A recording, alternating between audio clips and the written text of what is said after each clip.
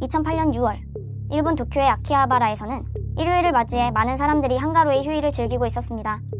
그때 갑자기 경험 소리와 함께 2톤 트럭 한 대가 정지 신호를 무시하고 횡단보도로 돌진하여 5명의 사람을 덮칩니다. 트럭은 맞은편에 택시와 부딪힌 후 간신히 멈췄습니다.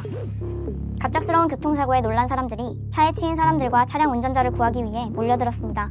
그러나 그건 모두의 착각이었습니다. 트럭에서 내린 운전자는 다가오는 행인들을 향해 칼을 휘두르며 무차별적인 살상을 저지릅니다.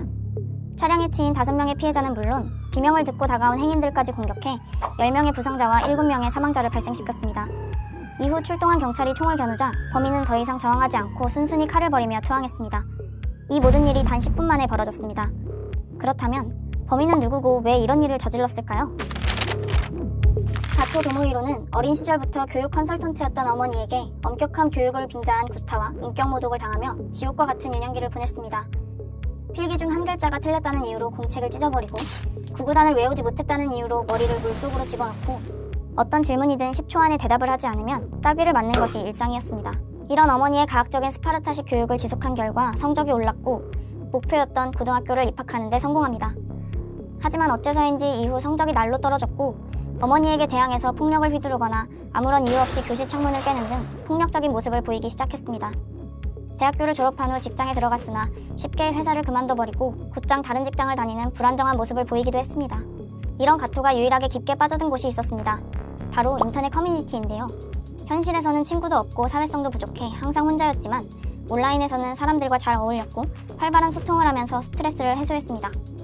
그러던 어느 날 비정규직으로 재직 중이던 공장의 파산으로 해고 통지를 받게 된 가토는 한순간에 일자리를 잃고 살고 있던 기숙사에서도 쫓겨나고 맙니다.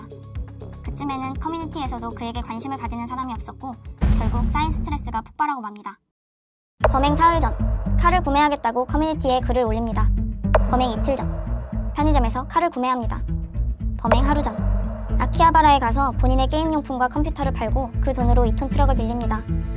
그리고 다음날 6월 8일 오전 5시 21분 사람을 죽이겠다. 차로 사람을 치고 차가 멈추면 칼로 사람들을 찌르겠다 라는 글을 커뮤니티에 남깁니다. 해볼 테면 해보라는 조롱 댓글들이 달렸고 가토는 트럭을 끌고 많은 사람이 몰린 아키하바라로 향했습니다.